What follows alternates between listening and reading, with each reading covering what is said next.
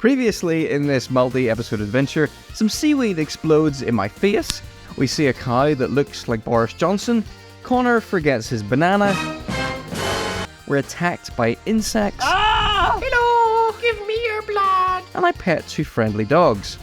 And coming up in this episode, we meet a man from Switzerland. Do you own a cuckoo clock? Connor blocks a toilet. I may have blocked the toilet. We find a secret beach. It's not a hidden beach. And I ramble on in philosophical fashion. Because for me, that's not what camping is about. This is day 2 of 3.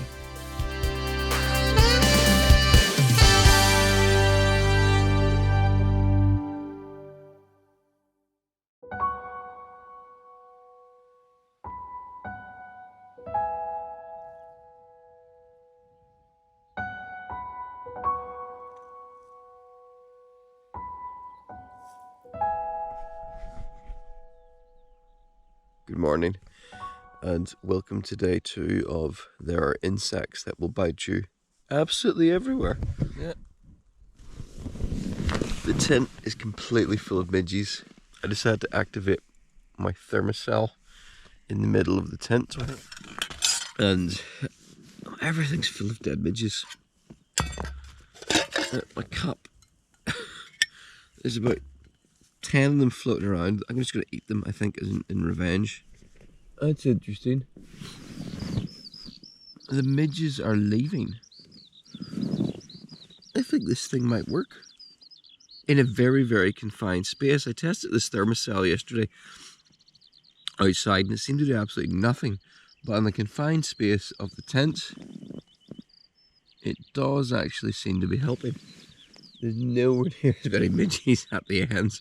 Okay, so thermocell, useless for outdoors, possibly effective in a tent. Have a good poo, Connor! Connor's really desperate for a poo and doesn't want to do one in nature, so he's cycling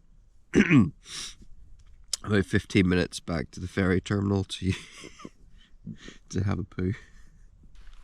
How was your poo? Inconsistent. I may have blocked the toilet. Your video. Yes, I have video with this. So I've been wearing these the entire time. These are the Vivo barefoot forest tracker shoes. I've been cycling in them and just doing whatever, and actually these boots have been a good choice.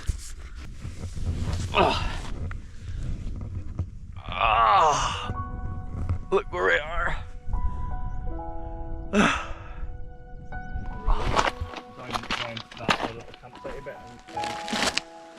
Well, I'm gonna make sure it's not briny first. That's why I went up in. Taste fresh. So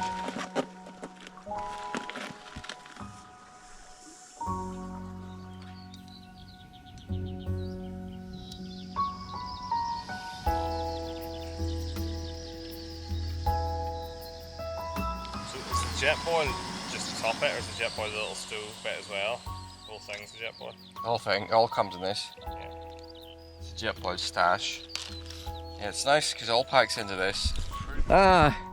Everything is starting to feel normal again. Plan today is we might explore a little bit more Jura, we'll see, but then we're going back over to Islay. We get lunch somewhere there, we're going to explore about a bit, but then this evening we're going to end up way on the west coast. Where the winds of Islay. The winds. Rins. The Rins of Islay, where hopefully tonight we're going to end up camping near a very nice little beach. That's the plan.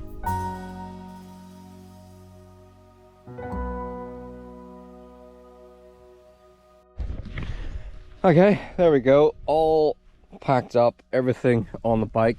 If you want to actually see all the kit I've brought with me, and there's going to be a separate video about that because it takes me like 25 minutes to go through everything.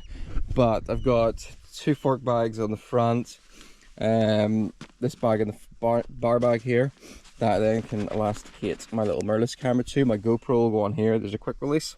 Phone is on this mount. Got a top tube bag that my 360 camera and snacks are in.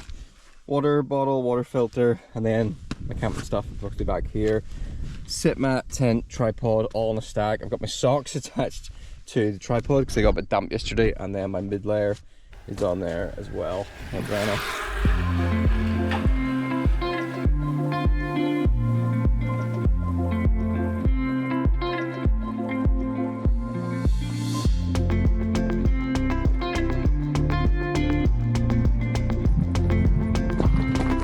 Jura's heritage, evidence of Stone Age man, colony history. Ah, okay. Jura's wildlife. Where is, I'm just looking. Where does it say blood-sucking midges? It must be here somewhere. Here's Jura. It's actually massive. We've only got to here? No. Here? Yes, there. That's, yeah, so we camped about there. And actually there's this much more of the island. So I think at some point we'll have to come back and explore a bit more of Jura. There. Toilet. And if you get here late at night, after the toilets have locked up, they have this late night access. You just sort of crawl through there. It's very, very clever. There is our ferry, way over there. And costs the princely sum of £4.50 return.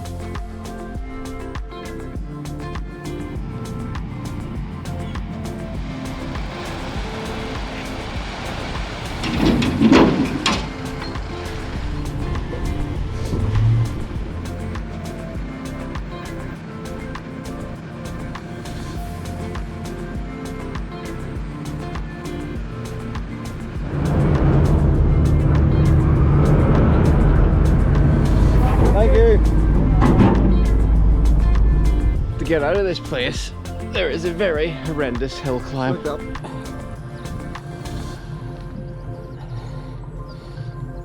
Oh, it keeps going. I thought this was the top.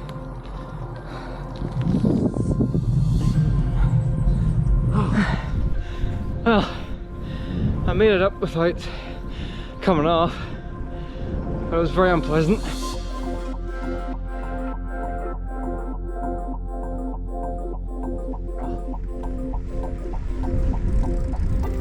This is just such a beautiful place. An epic view. That's amazing. Actually, not epic, a spectacular view. Louise says I say epic too much. We're into unknown territory today. I think the most I've ever cycled in my life in one go is like 40 miles. And that was a long time ago. That was maybe 5-6 years ago. So today for me is just find my own pace. And because I think I've got stamina. Okay, so I just spin away. But if I try to push it too hard, I'm gonna be wrecked. So find my pace and sod whatever she's doing.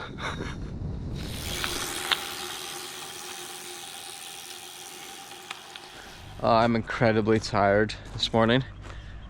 I feel very fatigued. And we're only 6.5 miles into the 30 miles we need to do today. We stopped off here because Connor wanted to visit Bunnahabhain Distillery for a tour of Isla's most famous export.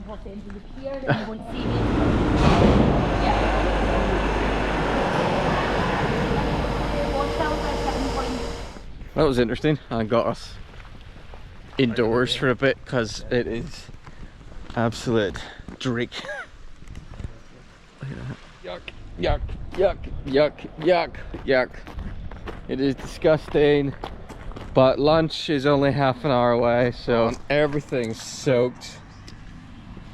Including my waterproof. We're finally been treated to some traditional summer Scottish weather. It was nice of them to lay this on, and we get to enjoy it before lunch, which I will be having at least 2 courses. Welcome to Ballygrant, such a perfect place. Want to stay there, I want to stay a while. The shape of the grass and your shoes like your face. Ballygrant, Ballygrant, Ballygrant is a perfect inn. It's closed. 20 minutes later. Success. We found somewhere that's open and I have ordered a panini, a mug of soup and a hot chocolate. And the rain has stopped again. We've got kind of soaked. Don't know if you can tell, but I've got very little energy today compared to yesterday, so hopefully lunch perks me up a bit. We've had lunch, the sun is out. We met Joel. Hey. Who's from Switzerland. Did you bring us any Ferrero Rocher? No chocolate. Do you own a cuckoo clock?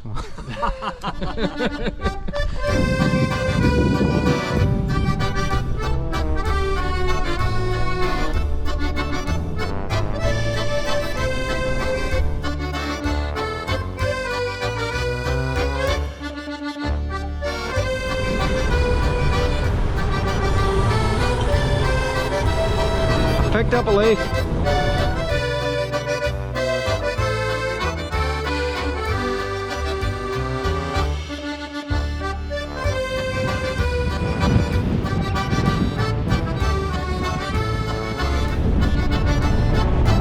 This is fun! Hi, sheep!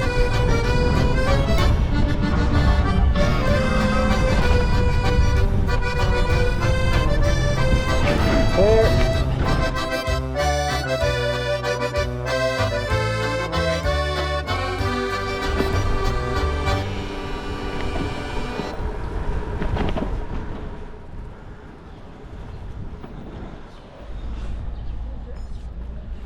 Right, this is where it gets interesting, because after taking the advice of an Englishman in a Scottish bar, we're going to go and try and find a hidden beach over on the west coast. It's not a hidden beach. We're just not using the road to get there. Shh. The internet don't know that. Okay. We're heading to this hidden beach. No one has been there in years. We've got no idea if we're going to get there. It's completely disconnected from the rest of I nearly said hospitality. What's the word I'm looking for? Humanity. Civilization. We're going to go up over a small mountain to get there. Hopefully.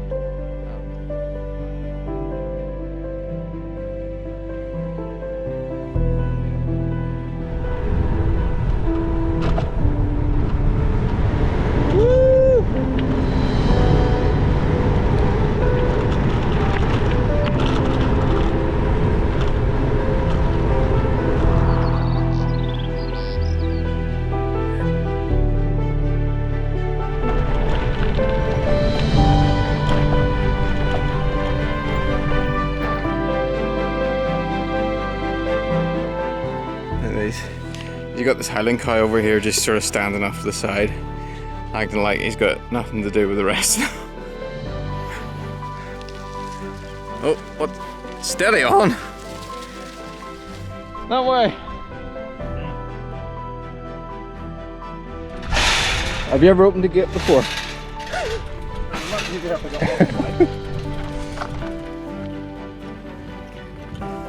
I am the wizard Tim. Answer me these questions 3. Oh ho! Look at that!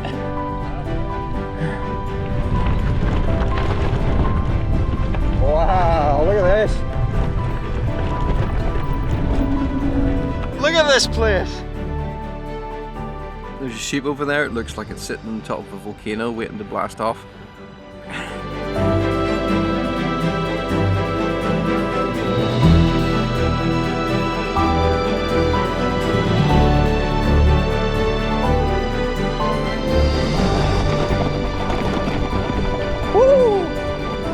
No, there's some lambs in the middle of the road. Get out of the way, lambs! It's been unrideable.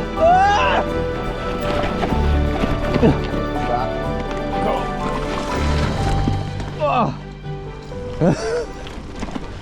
Woo! Connor has a history of cycling-related injuries, so far he's upright. You were hoping I would fall. Yes, I was hoping. Well, not hoping. I was just sort of warning people that you have a history of falling off. I do.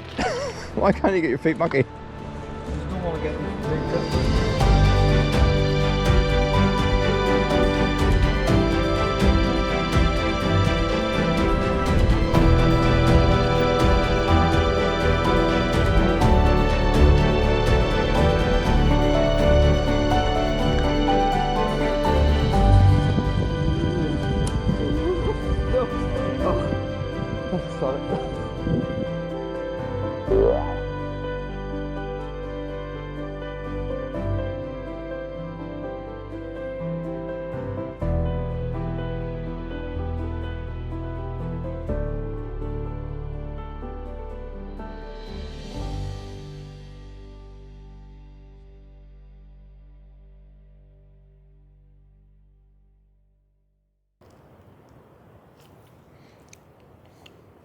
Here's a campsite. And here we have the lesser spotted Connor making his tea. What's on the menu?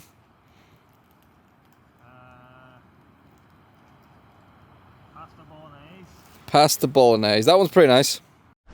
I've now tick-proofed my legs by tucking my trousers into my socks. Tonight I'm going to be eating orzo pasta bolognese. This is quite nice. I've had this before. Got a photo. Boil! Here the sun is coming out.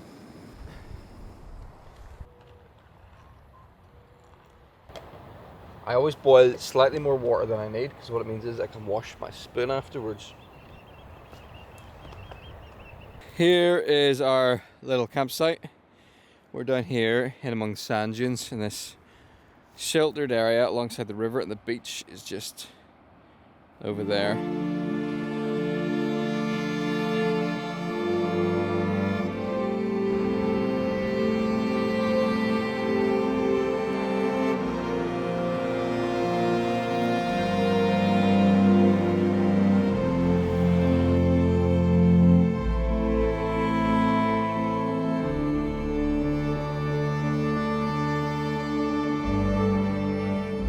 Yeah, I definitely think cycling might open up a few more opportunities for me.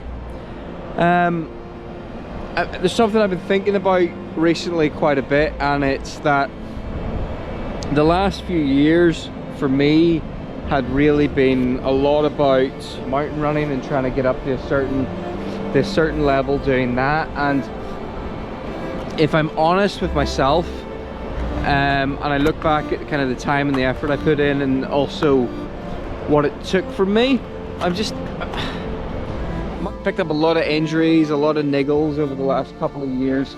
Most of those seem to be related to kind of running on the tougher terrain that that mountain running requires you to run on. I rolled my ankle quite a few times. I ended up with lower back issues. I had hip problems, all not necessarily mountain running actually, to be fair, but running related. And this year I've kind of stepped back from running quite a bit, and yeah, I haven't had as many injuries. I haven't had any back problems, I haven't had any hip problems, I haven't had any ankle problems since I held back. So I think, yeah, I've sort of taken, we'll call it a mountain running sabbatical. My plan is to get back into doing a little bit of mountain running, maybe towards the second half of the summer, maybe combined with camping trips. But for now, I'm just enjoying the newfound freedom that combining cycling with camping has brought me.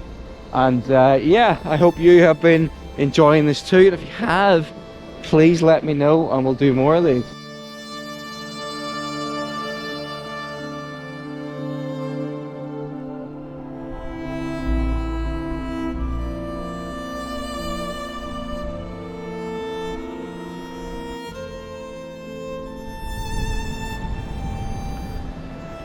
I've always thought there's something very, very special about being on a beach after sunset.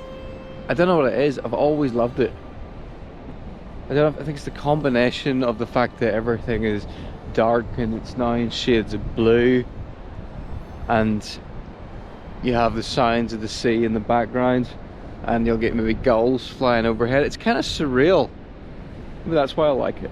But it's also incredibly peaceful. It's like the land has gone to sleep and you're kind of here to see it in its slumber, so to speak. And I can still make out, got a head torch here, I can still sort of make out land in distance over there. It hasn't disappeared yet, it's still visible. I can still see someone up on top of the sand dunes there with a light looking over. Yeah. Didn't shoot too much at the camp this evening, to be honest. Having shot an entire pitch and campsite bit yesterday, and then first thing this morning I was just scunnered with putting the camera up and videoing setting up a tent or showing the campsites. I just thought, oh, forget about it.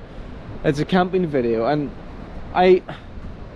if I'm honest, I think that some people obsess too much about... Is that light flickering?